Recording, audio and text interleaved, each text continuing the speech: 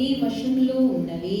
నా కాలగతులు నీ వశములో ఉన్నవి. నా శత్రువుల చేతిలో నుండి నన్ను రక్షింపుము. నా శత్రువుల చేతి నుండి నన్ను రక్షింపుము. నన్ను తరుము వారి నుండి నన్ను రక్షింపుము. నన్ను తరుము వారి నుండి నన్ను రక్షింపుము. హల్లెలూయా. నా కాలగతులు నీ వశములో ఉన్నవి. నా శత్రువుల చేతి నుండి నన్ను రక్షింపుము. నన్ను తరుము వారి నుండి నన్ను రక్షింపుము. హల్లెలూయా. ఈ యొక్క వాక్యాన్ని మనం చూసినప్పుడు இந்த வசனத்தை நாம் பார்க்கும்போது నా కాలగతులు నీ వశములో ఉన్నవని భక్తుడు అంటూ ఉన్నాడు. என்னுடைய காலங்கள் உடைய கருத்தில் இருக்கிறது என்று சங்கீதக்காரன் சொல்லுகிறார். నా శత్రువుల చేతి నుండి నన్ను రక్షింపుము. என்னுடைய சத்துருக்கள் கையில் என்னை ரட்சியும் என்றும் నన్ను சொல்லுகிறார். తరుము వారి నుండి నన్ను రక్షింపుము.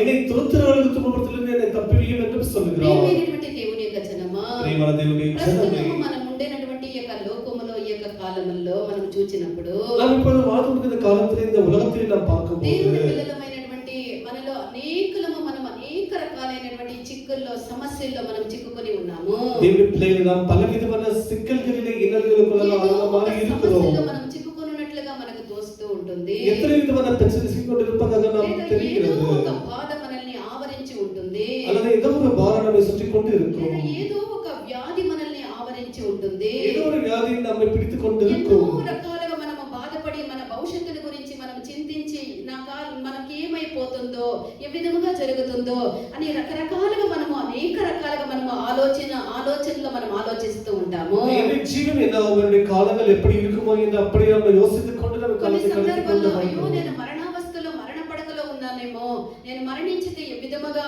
నా కుటుంబం ఏ విధముగా నా పిల్లలు ఏ విధముగా అనేటువంటి ఒక భావము కూడా మనకు కలుగుతూ ఉంటుంది. ஐயோ நான் மரண படுக்கையில் இருக்கிறேனோ, ஒருவேளை நான் மரித்து விட்டால் என் குடும்பம் எப்படி, அவர்கள் போஷிப்பது எப்படி என்று சில சிந்தனைகள் நமக்கு ஓடிக்கொண்டே இருக்கும். ఇలాంటి ఒక చిక్కుల్లో సమస్యల్లో మనము ఉన్నప్పుడు இப்படிப்பட்ட சிக்கல்கள் நாம் இருக்கும்போது మనకు ఉండాల్సినది ఒకే ఒకటి, దేవుని పైన విశ్వాసము నిరీక్షణ.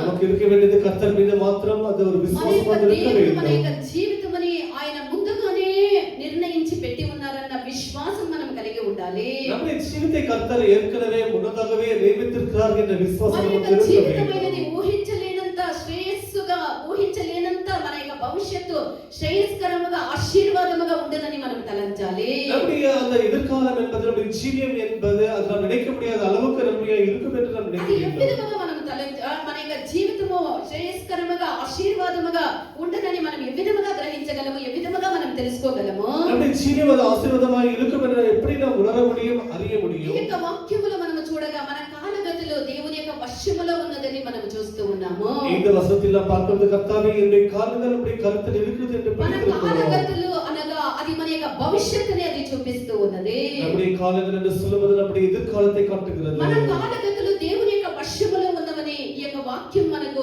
తెలియపరుస్తూ ఉన్నది. நம்முடைய எதிர்காலம் கர்த்தருடைய கருத்தில் இருக்குது என்று நாம் அறிகிறோம். కావున మన కాలగతులు దేవుని యొక్క వశములో ఉండగా దేవునికి తెలియకుండా ఏది మన యొక్క జీవితంలో జరగదని మనము గ్రహించాలి. ஆகையால் நம்முடைய காலங்கள், நம்முடைய எதிர்காலம் என்ன கர்த்தர் காலத்தில் இருக்கும்போது நமக்கு எதுவும் நடைபெறாது என்ற தைரியமாக ఈ இருக்க లోకంలో வேண்டும். జనించినటువంటి ప్రతి ఒక్క మనిషిలో కూడా ఒక వ్యక్తిని గురించి మూడు రకాలైనటువంటి సంకల్పాలు, ఒక మనిషి మూడు రకాలైనటువంటి సంకల్పాలు కలిగి ఉంటారు. பாருங்கள், பூமியில் பிறந்த எல்லா மனிதருக்கும் மூன்று விதமான ஒரு ఒకటి ఆ మనిషిని గురించినటువంటి అపవాది యొక్క సంకల్పముగా ఉన్నది. பாருங்கள், ஒன்று அந்த மனிதனுடைய குறித்த சாத்தானுடைய ஒரு சித்தம் இருக்கும். రెండవది ఆ యొక్క ఆ మనిషి పుట్టినటువంటి ఆ యొక్క మనిషి గురించినటువంటి ఆ మనిషికే గల స్వంత సంకల్పమై ఉన్నది. பாருங்கள், பிறந்த மனிதன் அவனுக்கு ஏதான ஒரு தனி ஒரு நினைவில் அவனுக்கு ஒரு சித்தம் இருக்கும். ఈ లోకములో పుట్టినటువంటి ఆ మనిషిని గురించినటువంటి దేవుని యొక్క సంకల్పము మూడో సంకల్పముగా அப்படி ఉన్నది. பிறந்த மனிதனுக்கு கர்த்தருடைய சித்தம் கூட இருக்கு. యోహాను 10వ అధ్యాయము 10వ వాక్యాన్ని మనం చూడగా யோவான் சுவிசேஷம் అక్కడ యేసు ప్రభువు వారు 10 ఏమని చెప్తూ ఉన్నారు అంటే, யோவான் சுவிசேஷம் 10 அதிகாரம் 10 வசனத்திலே அங்கே யோவான் சுவிசேஷகர் என்ன சொல்லுகிறார்? యోహాను సువిశేషకుడు అల్లప్ప యేసు స్వామి அங்கே இயேசுவானவர் என்ன சொல்லுகிறார்?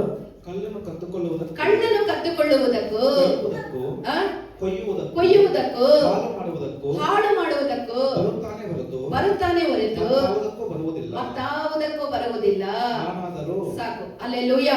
ಕಳ್ಳನು ಯಾವುದಕ್ಕೆ ಬರುತ್ತಾನೆ? ಕದ್ದುಕೊಳ್ಳುವುದಕ್ಕೆ, ಕೊಯ್ಯುವುದಕ್ಕೆ, ಹಾಳು ಮಾಡುವುದಕ್ಕೆ ಬರುತ್ತಾನೆ ಹೊರತು ಮತ್ತೆ ಯಾವುದಕ್ಕೂ ಅಲ್ಲ. దొంగతనమును దొంగతనమును హత్యను నాశనమును చేయుటకు వచ్చును గాని హత్యను నాశనమును చేయవచ్చును గాని మరి దేనికిను రాడు. అపవాది అయినటువంటి సైతాను, దొంగ అయినటువంటి సైతాను దొంగిలించుటకును, హత్య చేయుటకును, నాశనం చేయుటకు వచ్చును గాని మరి దేనికి వాడు రాడు. இந்த சாத்தானவன் திருடனே சாத்தானவன் அவன் திருடவும் கொல்லவும் அழிக்கவே வருகிறான் என்று இவர் என்றுக்கும் అని యేసు வரமாட்டான் ప్రభువారు చెప్పినప్పుడు ఆ విధముగా అపవాదిని గురించి ఆయన చెప్తూ ఉన్నాడు. என்று இயேசுவானவர் சொல்லும்போது அப்படி சாத்தானை குறித்து అయితే మనము ప్రభు అయినటువంటి యేసు క్రీస్తును మన యొక్క జీవితంలో అంగీకరించి நம்முடைய ஜீவிதத்திலே கர்த்தராகிய இயேசு கிறிஸ்துவை ஏற்றுக்கொண்டு మనము రక్షణ పొంది நாம் ரட்சிப்பை ఆత్మీయ பெற்றுக்கொண்டு అనుభవంలో మనం సాగిపోవునప్పుడు ஆவிக்குரிய அனுபவத்தில் நாம் முன்னேறி செல்லும் போது మన యొక్క ప్రాణమును నరకము వైపు నుండి అపవాది యొక్క ఆ సంకల్పము నుండి దేవుడు సంపూర్తిగా మనల్ని మార్చి ఆయన కాపాడే శక్తిమంతుడైన దేవుడై ఉన్నాడు. நம்முடைய ஜீவித்தை சாத்தானுடைய கையிலிருந்து நரகத்திலிருந்து வைத்து தப்பிக்கிறதுக்கு தேவன் சக்தியுள்ள தேவனாய் இருக்கிறார். అపవాది మనల్ని గురించినటువంటి సమస్త సంకల్పముల్ని నిరర్థకము చేసే దేవుడు మన యొక్క దేవుడై ఉన్నాడు. இந்த விசுவாசிய சாத்தான் அவன் திருடன் என்றும் அவர் பொய்யன் என்றும் தேவன் అపవాది అయినటువంటి దొంగ అయినటువంటి సైతాను మన జీవితాన్ని పాడు చేసి దొంగలించి దేవుడిచ్చినటువంటి సమస్త ఆశీర్వాదముల్ని దొంగలించి మనల్ని నాశనం చేసి మనల్ని హత్య చేసేటటువంటి వారి యొక్క సంపూర్ణ సంకల్పమైనది నిరర్థకమైపోవును.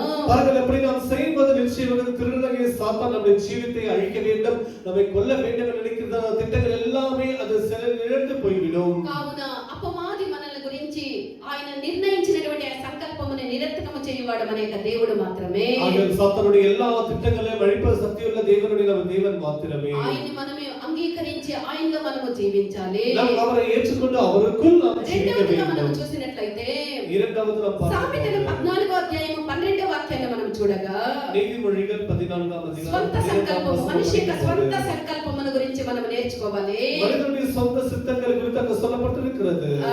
ಮನುಷ್ಯ ದೃಷ್ಟಿಗೆ ఆ, ಸರಳವಾಗಿ ತೋರುವ ಒಂದು ದಾರಿ ಉಂಟು. మనుష్యుల దృష్టిಗೆ సరళವಾಗಿ ತೋರುವ ಒಂದು ದಾರಿ ಉಂಟು. ಅದು ಕಟ್ಟ ಕಡೆಗೆ ಮರಣ ಮಾರ್ಗವೇ. ಅದು ಕಟ್ಟ ಕಡೆಗೆ ಮರಣ మార్గమే. ఒకని ఎదుట సరైనదిగా కనబడు మార్గము ఒక్కని ఎదుట సరైనదిగా కలబడు మార్గము కలదు. అయితే తుదకు అది మరణమునకు త్రోవ తీయును. తుదకు అది మరణమునకు త్రోవ తీయును. மனுஷனுக்கு செம்மையாய் தோன்றுகிற வழி உண்டு, மனுஷனுக்கு செம்மையாய் தோன்கிற வழி உண்டு, அதன் முடிவு மரண வழிகள். அதனுடைய முடிவோ మరణ వழிయ మరణమాయి இருக்கிறது. మనిషికి సరిగా తోచనటువంటి ఒక మార్గము కలదు. చివరికి ఆఖరికి తుదకు అది మరణ మార్గమే. மனுஷனுக்கு செம்மையாய் தோன்ற வழி இருக்கிறது, ஆனால் கடைசிக்கு பார்க்கும்போது அது மரணத்துக்கு எதுவாய் தான் ఈ காணப்படும். లోకములో పుట్టినటువంటి ప్రతి మనిషికి కూడా పసి బిడ్డల నుండి పెద్దవాళ్ళ వరకు స్వంత సంకల్పము, స్వంత చిత్తం అనేది ఉండనే ఉన్నది. இந்த பூமியில் பிறந்த சிறு பிள்ளை முதற்கொண்டு பெரியவர்கள் வரைக்கும் கூட ஒரு சொந்த வழி, சொந்த ஒரு எண்ணமானது இருந்து கொண்டே తమ ఇష్టము, తమ సంకల్పముల గురించి చాలా ధీటుగా, చాలా తేటగా తెలియపరుస్తూ ఉంటారు. தன்னுடைய விருப்பத்தை குறித்து அவருடைய சொந்த ஜீவித்தை குறித்து வெளிப்படுத்திக் கொண்டிருப்பார்கள். ఆ విధముగా మనిషికి సరిగా తోచనటువంటి మార్గము తుదకి అది మరణమునకు దారి తీయనని వాక్యం సెలవిస్తూ ఉన్నది. எப்படி மனுஷனுக்கு செம்மையை தோன்ற வழி இருக்கும், ஆனால் அது கடைசிக்கு మనిషి యొక్క மரணத்துக்கு போய் விட்டுவிடும். మనిషి యొక్క స్వంత సంకల్పము ఏమని మనము మనిషి యొక్క స్వంత సంకల్పం వల్ల ఏమేమి మనిషి తలంచుతూ ఉంటారంటే, மனுஷன் தன்னுடைய சொந்த நிலையின்படி எதையெல்லாம் நினைப்பான் என்று சொன்னார். నేను ఒక మంచి పేరు ప్రఖ్యాతిగాంచినటువంటి ఒక మనిషిగాను, நான் ஒரு நல்ல பெயர் புகழ்ச்சி பெற்ற నేను ఒక மனிதனாகவும், ప్రాముఖ్యమైనటువంటి ఒక మనిషిగాను, நான் ஒரு பிரபலமான ஒரு నేను అందరి చేత மனிதனாகவும், గౌరవింపబడినటువంటి ఒక మనిషిగాను, எல்லாரும் నేను கௌரவப்படுத்தப்பட்ட ஒரு மனிதனாகவும், ప్రసిద్ధిగాంచినటువంటి ఒక మనిషిగాను, ஒரு பேர் புகழ் பெற்ற போல ஒரு నేను ఈ లోకములో மனிதனாகவும், ఒక శ్రేష్టమైనటువంటి ఒక మనిషిగా ఉండాలి అని మనిషి యొక్క సంకల్పము, ప్రతి మనిషి సంకల్పము కలిగి ఉంటారు. இந்த பூமியில் ஒரு சிறந்த மனிதனாக இருக்க வேண்டும் என்று இருந்த எல்லா மனிதனுக்கும் ஒரு ஆசை இருக்கும். సామెతలు 14వ అధ్యాయం 14వ వాక్యాన్ని మనం చూడగా, இந்த நீதிமொழிகள் 14ஆம் அதிகாரம் 14ஆம் வசனம் படிக்கும்போது Proverbs 14 chapter 14th verse. ಭ್ರಷ್ಟನ ಕರ್ಮಫಲವನ್ನು ತಿಂದು ఆ, ದಣಿಯುವನು, ఆ, ಶಿಷ್ಟನು ತನ್ನಲ್ಲಿ ತಾನೇ ತೃಪ್ತನಾಗುವನು. తృప్తనాగువను. హల్లెలూయా. భక్తి విడిచిన వాని మార్గములు భక్తి విడిచిన వాని మార్గములు, వానికే వెక్కస భక్తిని విడిచిన వాని యొక్క మార్గములు వానికే వెక్కసమగును. మంచి వాని స్వభావము ఆ. వానికే సంతోషమిచ్చును. సంతోషమిచ్చును. హల్లెలూయా. హల్లెలూయా. ఆ, భక్తి విడిచినటువంటి వాని యొక్క మార్గము వానికే, భక్తి విడిచినటువంటి వాని యొక్క మార్గం వానికే కొన్ని సందర్భాల్లో వెక్కసముగా మారుతుంది అని మనం ఇక్కడ చూస్తూ ఉన్నాము. நிமித்தமாக இந்த வழியை விட்டு விலகியவனுடைய அவனுடைய ஜீவியமானது அவனுக்கே அவருடைய வழியானது ஒரு பெரிய ஒரு விருப்பமாக மாறிவிடும். మనిషి ప్రతి మనిషికి సరిగా తోచేటటువంటి ఒక మార్గము కలదు. తుదకు అది మరణ మార్గం అని మనం తలంచాలి. மனிதனுக்கு செம்மையை தோன்ற வழி இருக்கிறது, இருக்கிறது அது கடைசிக்கு மரணத்துக்கு కావున எதிராக ప్రియమైనటువంటి దేవుని యొక్క జనమా ప్రియమైన దేవుని జనమే మనము మనకి సరిగా తోచినటువంటి మార్గము నేను చేసినటువంటి కార్యము సరి అని మనం ఎప్పుడు తలంచరాదు. நாம் மனிதர்களாகி நாம் செய்கிற காரியம் మనం சரியில்லை మార్గములో నిలబడి எப்பொழுதும் మనం పోవునటువంటి మార్గము సరేనా, ఈ మార్గము దేవుని యొక్క చిత్తమా, నేను చేయనంది దేవుని యొక్క సంకల్పమా అని మనం వివేచన కలిగి మనం జీవించాలి. நாம் போகிற வழி கர்த்தருக்கு பிரியமா ஒரு சித்தமா என்று நாம் அறிந்து நாம் செயல்பட வேண்டும். లేని ఎడల నా మార్గము నా ఇష్టం అంటే తుదకది మరణానికి త్రోవ తీయును. அல்லது இதனுடைய வழி என்னுடைய விருப்பம் என்று சொன்னால் அது மரணத்துக்கு எதுவாய் தான் கொண்டு போய் விடும். మూడవదిగా మనము చూసినట్లయితే மூன்றாவது நாம் பார்க்கும்போது మనిషిని గురించినటువంటి దేవుని యొక్క సంకల్పమును గురించి మనం చూస్తూ ఉన్నాము. மனிதனை குறித்து கர்த்தருடைய சித்தம் இருக்கிறது, அதை குறித்து ఒకటి பார்க்கலாம். కొరింథీయులు 2వ అధ్యాయము 9వ వాక్యాన్ని మనం చూడగా 1 కొరింథీయర్ 2వ అధ్యాయం 9వ వచనం படியுங்கள். ಆದರೆ ಬರೆದಿರುವ ಪ್ರಕಾರ ఆ, ದೇವರು ತನ್ನನ್ನು ಪ್ರೀತಿಸುವವರಿಗಾಗಿ ఆ, ಸಿದ್ಧ ಮಾಡಿರುವಂತದ್ದೆಲ್ಲವನ್ನು ದೇವರು ತನ್ನನ್ನು ಪ್ರೀತಿ ಮಾಡುವವರಿಗೆ ಸಿದ್ಧ ಮಾಡುವ ಎಲ್ಲವನ್ನು ಕಣ್ಣು ಕಾಣಲಿಲ್ಲ, ಕಣ್ಣು ಕಾಣಲಿಲ್ಲ, ಕಿವಿ ಕೇಳಲಿಲ್ಲ, ಅದರ ಭಾವನೆಯು ಮನುಷ್ಯನ ಹೃದಯದಲ್ಲಿ ಹುಟ್ಟಲಿಲ್ಲ. ಅದರ ಭಾವನೆಯು ಮನುಷ್ಯನ ಹೃದಯದಲ್ಲಿ ಹುಟ್ಟಲಿಲ್ಲ. ತಮಿಳ್ தேவன் தம்மில் அன்பு கூறுகிறவர்களுக்கு தேவன் தம்மிலே அன்பு கூறுகிறவர்களுக்கு ஆயத்தம் பண்ணினவைகளை ஆயத்தம் பண்ணினவைகளை கண் காணவும் இல்லை, கண் காணவும் இல்லை, காது காது கேட்கவும் இல்லை, கேட்கவும் இல்லை, அவைகள் மனுஷனுடைய இருதயத்தில் தோன்றவும் இல்லை. అவைகள் మనుషుడి హృదయతికి తోంద్రவும் இல்லை. దేవుడు తన ప్రేమించు వారికి సిద్ధపరిచినవి కంటికి కనబడలేదు, చెవికి వినబడలేదు, హృదయముకు గోచరము కాలేదని మనం ఇక్కడ చూస్తూ ఉన్నాము. தேவன் தம்மில் ஆயத்தம் பண்ணினதை அன்பு கூறுகிறவர்களுக்கு சகல நன்மைக்கு இதுவாக செய்து அவர் செய்கிற காரியமானது நம்முடைய கண்களுக்கு காணப்படாது. ప్రియమైనటువంటి దేవుని యొక్క జనమా, ప్రియమైన దేవుని మన పట్ల జనమే, దేవునికి శ్రేష్టమైనటువంటి ఒక సంకల్పము కలదు. நம்மை குறித்து கர்த்தருக்கு ஒரு சித்தம், சிறப்பான మనము சித்தம் సాతాను యొక్క இருக்கிறது. సంకల్పమునకు లోబడక நம்ம ஒரு சாதாரணமான சித்தத்துக்கு మన கீழ்ப்படியாமல் సొంత సంకల్పముల్ని విడిచిపెట్టి நம்முடைய சொந்த சுய சித்தத்தை விட்டு விட்டவர்கள் దేవుని యొక్క చిత్తమునకు మనల్ని అప్పగించుకునేటప్పుడు கர்த்தருடைய சித்தத்துக்கு நம்மை ஒப்பு கொடுக்கும் போது దేవుడు మన కొరకై కలిగినటువంటి సమస్త ఆశీర్వాదములు అది మిక్కిలి శ్రేష్టమైనటువంటి ఆశీర్వాదములుగా ఉండును. கர்த்தர் நமக்கு என்று வைத்திருந்த ஆசீர்வாதம் அது விலையேறப்பட்ட சிறப்பானதாய் ఒకటి காணப்படும். కొరింథీయులు 2వ అధ్యాయం 9వ వాక్యం ఇప్పుడు చదివినటువంటి ఏక వాక్యం మనం చూడగా 1 కొరింథీయులు 2వ అధ్యాయం 9వ మనము దేవుడు మన కొరకు చేసినటువంటి కార్యములు మన కంటికి కనబడకపోయినా, చెవికి వినబడకపోయినా, హృదయముకు గోచరము కాకపోయినా, తగిన సమయంలో మనల్ని గురించినటువంటి దేవుని యొక్క సంకల్పము చాలా శ్రేష్టముగా అది మన పట్ల దేవుడు చేసినటువంటి దేవుడుగా ఉన్నాడు.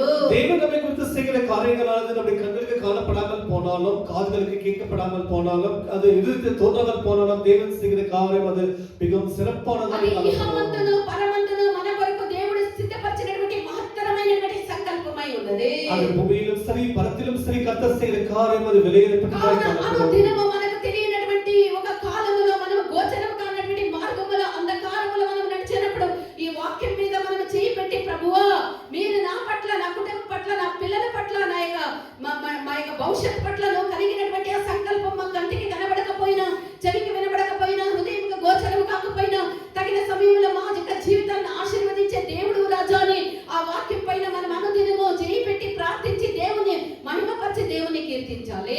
ஆகையால் அனுதினமும் கூட நமக்கு ஒன்றும் தெரியாமல் போனாலும், அந்த வார்த்தை இருந்து கொண்டிருந்தாலும், கர்த்தாவே இந்த 1 கொரிந்தியர் 2వ அத்தியாயம் 9వ வசனத்திலே கரங்களை வைத்து கர்த்தாவே நீ செய்கிற காரியம் అప్పుడు దేవుడు మన కొరకు నిర్ణయించినటువంటి ఆ యొక్క కార్యాన్ని చూడలేకుండా ఉండేటువంటి తెర, మనకు మరుగుగా ఉండేటువంటి ఆ తెర చీల్చబడి దేవుడు మన కొరకు పెట్టినటువంటి ఆ మహిమకరమైనటువంటి కార్యాన్ని ఆత్మీయమైనటువంటి కళ్ళతో నేత్రములతో మనం చూడగలము. அப்படி நாம் ஜெபிக்கும் போது நிச்சயமாக நம்முடைய கண்களுக்கும் கர்த்தருக்கும் முன்பாக அந்த திரையை கிழித்து போட்டு கர்த்தர் நமக்கு என்று வைத்திருக்கிற அந்த காரியத்தை நம்முடைய மனக்கண்களால் பார்க்க முடியும். దేవుడు దేవుని యొక్క పిల్లలమైనటువంటి మన కొరకు, మన పిల్లల కొరకు, మన కొరకు దేవుడు ఒక ఆశీర్వాదకరమైనటువంటి, ఒక మహిమకరమైనటువంటి, ఒక తేజస్కరమైనటువంటి ఒక భవిష్యత్తునే మన ముందు దేవుడు పెట్టి ఉన్నారు. தேவனானவர் நமக்கும் நம்முடைய பிள்ளைகளுக்கும் ஒரு மகிமையான ஒரு பிரகாசமான எதிர்காலத்தை வைத்திருக்கிறார்.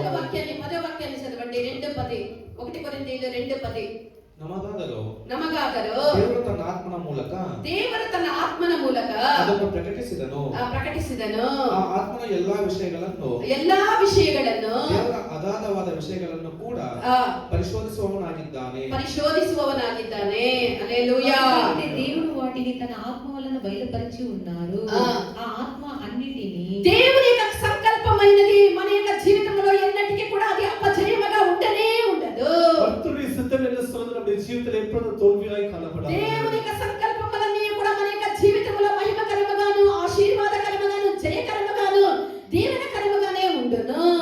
சித்தமெல்லாம் கூட நம்முடைய ஜீவிதத்திலே அது ஆசீர்வாதகரமாகவும் அது நமக்கு எல்லாமே ஒரு దేవుని యొక్క పిల్లలమైనటువంటి మనము ప్రతి దినమని అనుదినమని శుభ దినముగానే మంచి దినముగానే మనము చూడాలి. தேவன் பிள்ளைகள் நாம் ஒவ்வொரு நாளையும் கூட அது நன்மைக்கு ஏதுவான நல்ல நாளாக தான் நாம் பார்க்க வேண்டும். విశ్వసించేటటువంటి దేవుని యొక్క పిల్లలకి చెడు దినము చెడు కాలము చెడు సమయం అనేది ఉండనే ఉండదు. விசுவாசிக்கிற தேவனுடைய பிள்ளைகளுக்கு ஒரு கெட்ட காலம் கெட்ட நாள் என்று ஒன்றுமே కావున இருக்காது. మనం ఏ దినము దేవుడు లేనటువంటి దినము దేవుని యొక్క సంకల్పం నుండి తొలగినటువంటి దినమే మన జీవితంలో చెడు దినముగా ఉండును. அதற்கு மாறாக நாம் எப்பொழுது கர்த்தரை விட்டு விலகுகிறோமோ கர்த்தர் நம்முடைய ஜீவிதத்தில் எப்படி இல்லையோ அப்பொழுதுதான் நமக்கு கெட்ட காலம் கெட்ட நாளாய் காணப்படும்.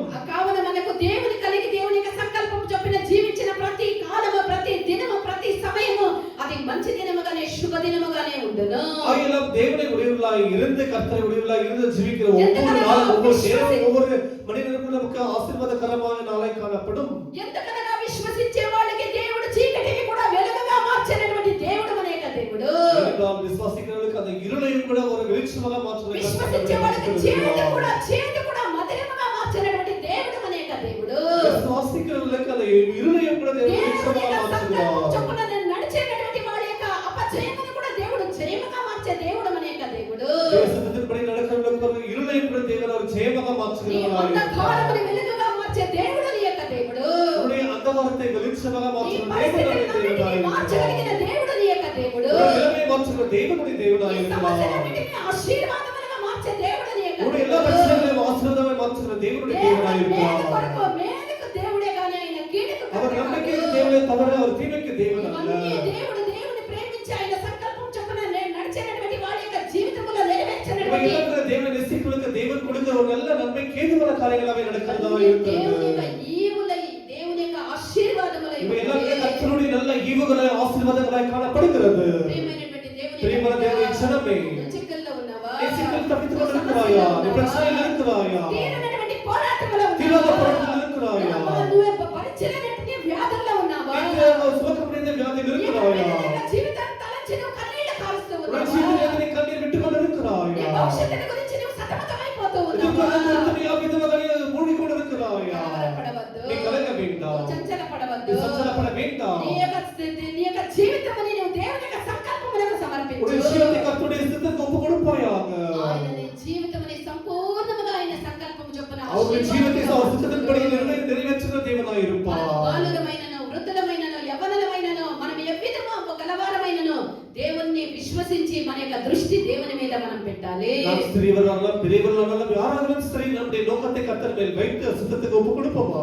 మన కొరకు మన యొక్క దేవుడు ఒక మహిమకరమైనటువంటి భవిష్యత్తుని ఆయన ఉంచి ఉన్నాడని విశ్వసించాలి. நமக்கு கர்த்தர் ஒரு மகிமையான ஒரு எதிர்காலத்தை வைத்திருக்கிறார் என்று விசுவாசிக்க మన வேண்டும். జీవితంలో వచ్చినటువంటి శోధనలు బాధలు కష్టాలు కన్నీళ్లు ఇరుకులు పోరాటాలు మనం ఎదుర్కొనేటువంటి సమస్యలు దేవుడు ఒక ఉద్దేశముగానే పెట్టి ఉన్నాడని మనం நாம் విశ్వసించాలి. எதிர்கொள்கிற ஒவ்வொரு போராட்டம் ஒரு சிக்கல் எல்லாமே கர்த்தர் ஒரு நோக்கத்திற்கு என்று வைத்திருக்கிறார் என்று நாம் அறிய வேண்டும். మనం మహిమ గలవారుగా మారుటకు దేవుడు అనుమతించి ఉన్నారని మనం విశ్వసించవాలి. நாம் மகிமையை மாற வேண்டுமே கர்த்தர் எப்படி வைத்திருக்கிறார் என்று நாம் நினைக்க கூற வேண்டும். ఆయనను మన యొక్క ముగింపైనది చాలా ఆశీర్వాదకరంగా దేవుడు మార్చే దేవుడు. ஆனாலும் தேவன் நம்முடைய முடிவை ஆசீர்வாதமாய் மாற்றுகிறவராய் இருப்பார். అలాంటి ఒక గ్రహింపు గలవారుగా మనం ఉండాలి. அப்படிப்பட்ட ஒரு உணர்வுள்ளவர்களாய் நாம் இருக்க வேண்டும். మనము దేవునికి మనం సమర్పించాలి. நாம் கர்த்தருக்கு ஒப்புக் கொடுக்க வேண்டும். మనం మన యొక్క ప్రతి కార్యాన్ని దేవుని యొక్క సంకల్పము చొప్పున మనం నడిచినప్పుడు அந்த கொஞ்ச காலம் கர்த்தருடைய சித்தத்தின்படி நடக்கும்போது మన జీవితము మహిమగా ఆశీర్వాదముగా ఉండును. நம்முடைய ஜீவிய மகிமையாக ஆசீர்வாதமாய் காணப்படும். మనం సమర్పించదుముగా. நம்ம எல்லாம் ஒப்புக் கொடுப்போமா?